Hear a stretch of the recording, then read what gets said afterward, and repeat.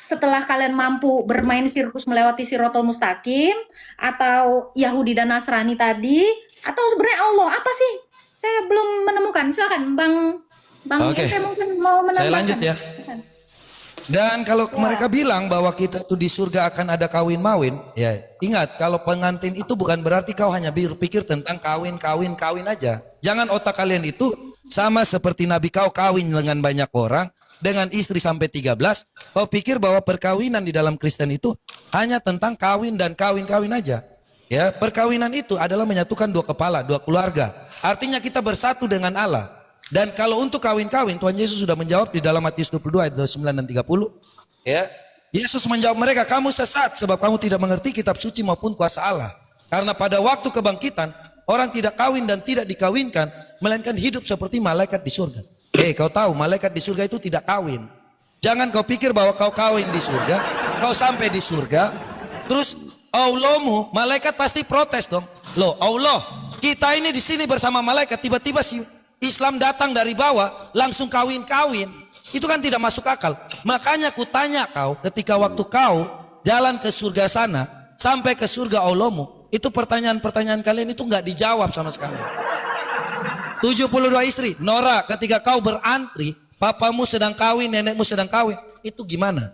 Pertanyaan saya, pertanyaan kami itu tolong dijawab.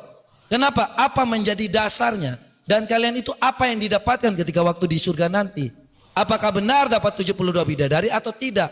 Kami tidak butuh yang namanya surga miskin. Orang kaya hanya dapat bidadari di dunia ini pun juga bisa. Ngapain kami harus dapat kawin-kawin di surga? Makanya itu disebut surga miskin. Ya, silakan dijawab.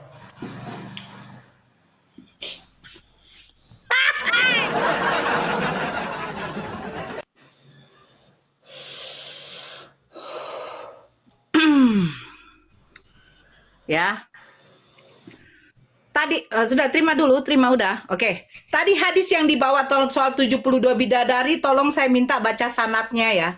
Dia terus apakah lemah atau memang kuat ya? Mereka gini, saya nggak apa-apa kalau Kristen tidak menerima soal kawin. Orang Tuhannya aja 33 tahun punya kelamin tidak difungsikan. Nora, Yesus itu datang sebagai kemanusiaannya. Kemanusiaan 100%, ketuhanan 100%. Kemanusiaan 100% alias Yesus itu manusia yang sempurna. Ya kan? Kalau manusia sempurna punya kelamin. Kalau kelaminnya tidak bisa difungsikan, potong tuh barang. Hanya mereka tidak ada, mereka kenapa selalu menyinggung soal kawin. Tapi mereka lupa. Kenapa? Bagaimana mereka mau menyinggung kawin? Tuhannya aja punya kelamin tidak difungsikan. Terus mereka hidup di surga seperti malaikat. Hei, kau kalau di surga itu cepet dengan titik gunanya. Kau pikir kalian di surga itu seperti malaikat, bukan berarti kalian malaikat. Kalian akan dibangkitkan naik ke surga katanya dengan tubuh kemuliaan, berarti lengkap. Ada jasad kalian, ada kelamin.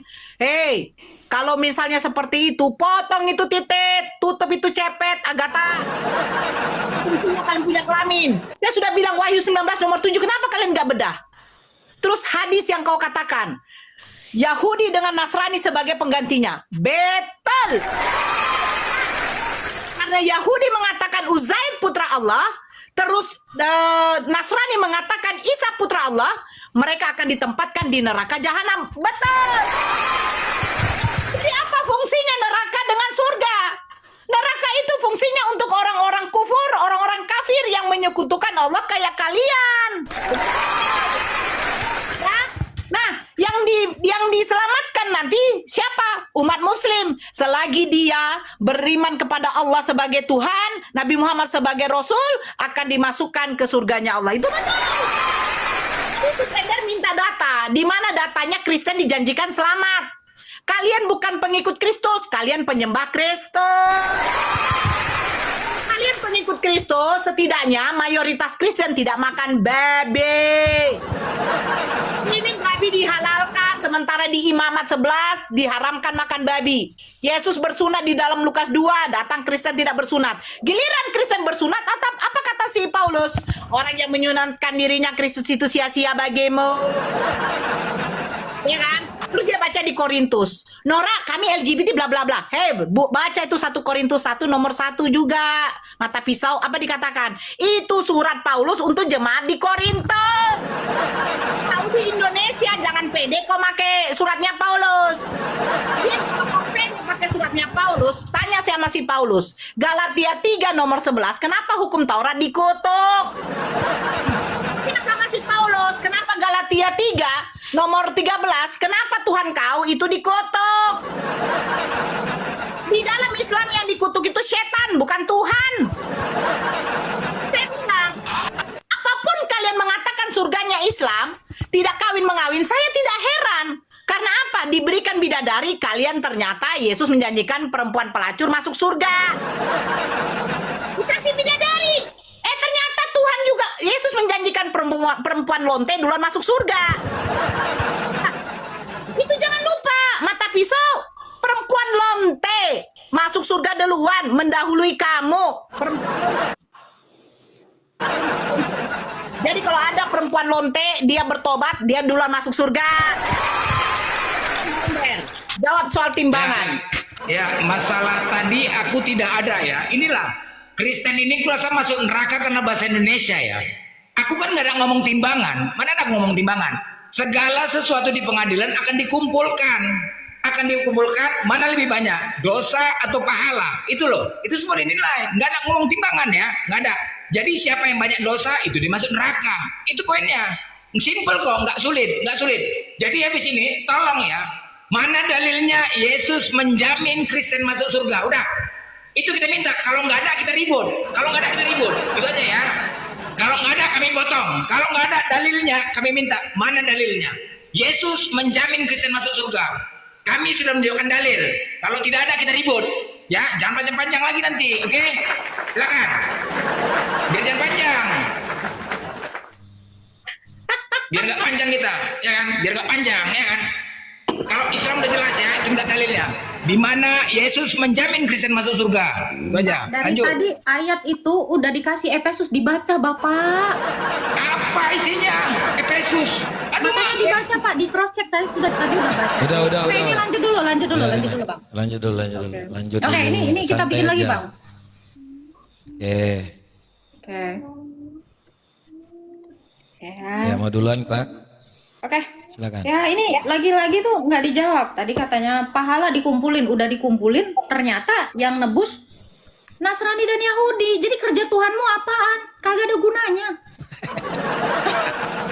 Ini Tuhan kan jadi katanya kan Tuhan kami menyelamatkan. Ternyata Yahudi dan Nasrani. Berarti Yahudi dan Nasrani jadi Tuhan. Tuhannya nggak ada gunanya. Makanya itu. Kagak kepake kayak ibarat batu gitu ya Bang ya. Dianggurin aja, diantepin aja di situ. Yang kerja Yahudi dan Nasrani diiyain lagi Bang. Wah, Kemudian miris. Allah jangan-jangan waktu-waktu mereka naik ke di sana nanti tugas Allah hanya seperti yang di dalam An-Naba 33 gitu. Ya. Jadi kalau kau bilang di dalam hal yang namanya tadi ya saya jawab sedikit ya Taya terkait dengan surah Sunan Ibnu Majah 4328 ya, tetapi tidak bertentangan dengan Al-Qur'anmu di dalam An-Naba 33 Nora. Jadi jangan malu ketika kau di dalam surga nanti, jangan kau bantah. Dan Allah sediakan pula bagi mereka sebagai kenikmatan seksual dan memberi ketentraman hati bidadari surga, yaitu gadis-gadis cantik jelita berpayudara montok. Kau di surga, kau lagi kewe-kewe, kau juga blender, di surga lagi kewe-kewe, Allahmu ngapain? Kalau memang kau pertanyaan-pertanyaan kami itu terlalu susah, saya tanya kalian gampang aja deh. Apa yang Allahmu lakukan ketika kalian kewe-kewe di surga? Nora lagi antrian, si blender lagi hantam 72 bidadari, lagi minta, ayo lanjut. Selanjutnya berapa lagi? Nah, Allahmu ngapain? Saya tanya, Allahmu ketika waktu kalian kawin-kawin di surga dengan bidadari, kau Nora jadi bidadari pun urutan berapa saya nggak tahu. Allahmu ngapain? Itu pertanyaan saya. Kalau memang kalian susah menjawab apa yang kami tanyakan. Ini Silakan. Ini ya, aku bacakan Efesus 1 ya. Ini tadi sebenarnya udah dijawab berkali-kali, telinga mungkin nggak nyimak ya. Efesus 1 ayat 13 sampai 14 dikatakan, di dalam Yesus ya, kamu juga karena kamu telah mendengar firman kebenaran yaitu Injil keselamatan, di dalam Dia juga kamu ketika percaya dimateraikan, bahkan pakai materai dengan Roh Kudus yang dijanjikannya itu. Roh Kudus itulah jaminan Amin. bagian kita sampai menerima penebusan itu yang menjadikan kita sebagai milik Allah untuk memujinya. Lalu ya, saya ini sedikit menjawab ya. Tuhan keluar dari selangkangan. Saya mau menjawab aja nih, Bang. Tuhan itu adalah terang. Tuhan adalah kasih. Nah, Tuhan itu bukan keluar dari selangkangan.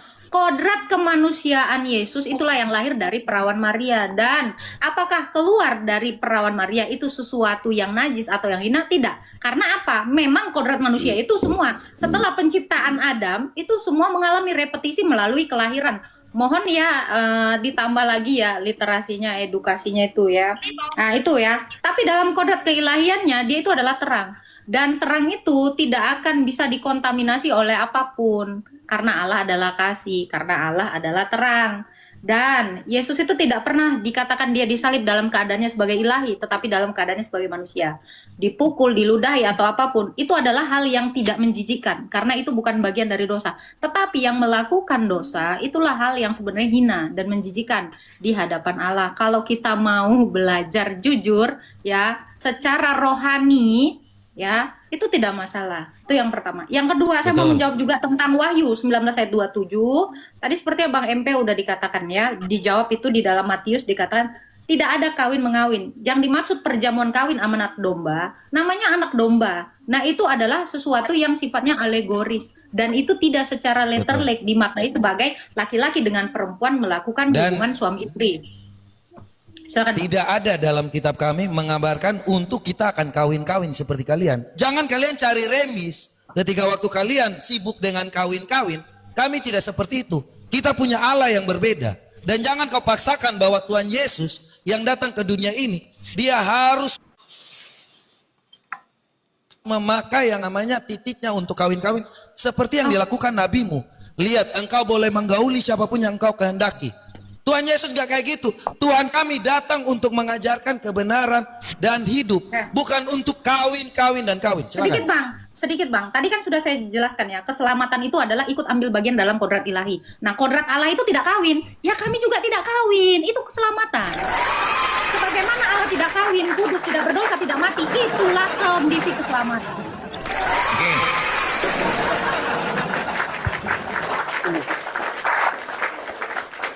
Oke, ini satu sesi ya. Oke. Aku honor ya, bentar ya. Enggak, jangan. Nanti hilang. Hah? Nanti hilang dari pikiran saya. Efesus ya. Ini surat cinta, surat cintanya. Surat cintanya si Paulus. Ini firman Tuhan apa surat cinta?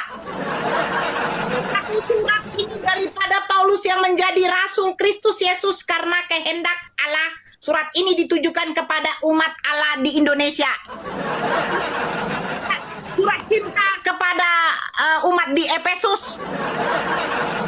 Diklaim kepada umat Indonesia. Terus ya itu saja. Sebenarnya kalau kalian mau ngotot apapun ya silakan. Saya mengirimkan surat cinta saya kepada kekasih saya yang di Aceh tiba-tiba diklaim sama orang Jawa. Kan bingung. Oke. Wahyu 19 nomor 7. Saya balikan dulu kamera saya. Itu alegoris Nora, mau alegoros, baca dulu punya. Aduh, nggak kelihatan kalau udah kayak begini. Aduh, jangan dulu. Aduh, inilah kalau sudah apa nih. Wahyu 19 nomor 7. Ya. Marilah kita bersorak-sorai dan memuliakan Dia karena hari perkawinan. Ini alegoris Nora. Di sini artinya gamos. Gamos itu artinya apa? Wedding. Marriage, pernikahan, perkawinan. Oke. Terus pengantinnya itu merujuk siapa? Itu kami Nora, kami akan dikumpulkan. Agatha, kau siap juga. Mata pisau kau siap juga.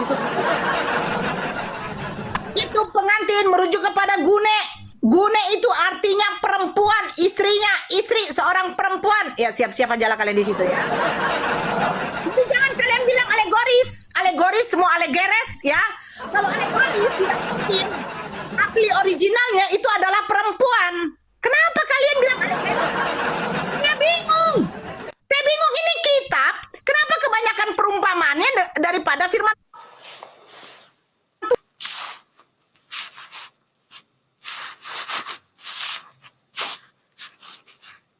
tercintanya di Efesus, untuk jemaat tercintanya di Korintus.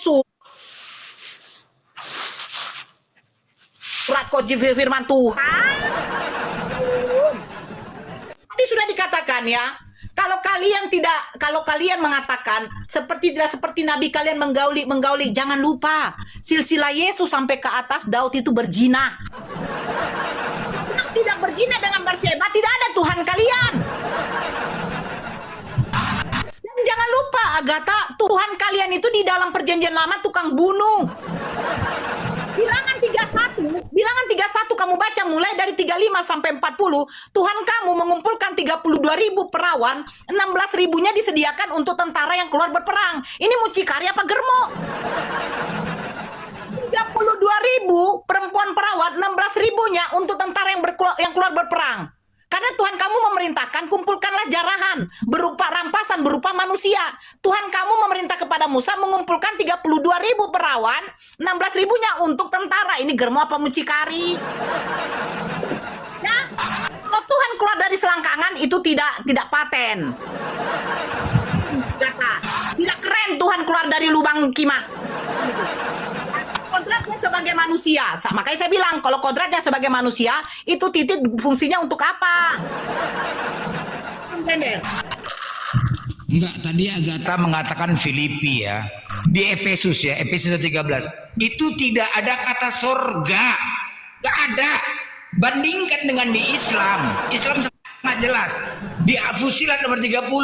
Sesungguhnya orang yang mengatakan Tuhan kami ialah Allah, kemudian mereka, janganlah kamu takut dan janganlah merasa sedih, dan gembirakanlah mereka dengan surga yang telah dijanjikan Allah kepadamu. Surga, maka Allah memberikan pahala, yaitu surga yang mengalir. Terus kemudian barang siapa mengerjakan amal soleh laki-laki perempuan, mereka akan mendapatkan surga. Efesus nggak ada kata surga. Roh Kudus ngapain roh lupa aku blender. Matius 21 31. Iya. Sesungguhnya Iya. pemungut cukai dan wanita-wanita pelacur akan mendahului. Duluan kan? Nah, itu dia. Bisa suruh anak kau, saudara kau perempuan, Agatha melonte dulu kalian, bertobat masuk surga itu. Nah, itu dia. Justru Kristen Masuk melonte duluan masuk dalam sorga. Itu dia. Itu justru. Lanjut.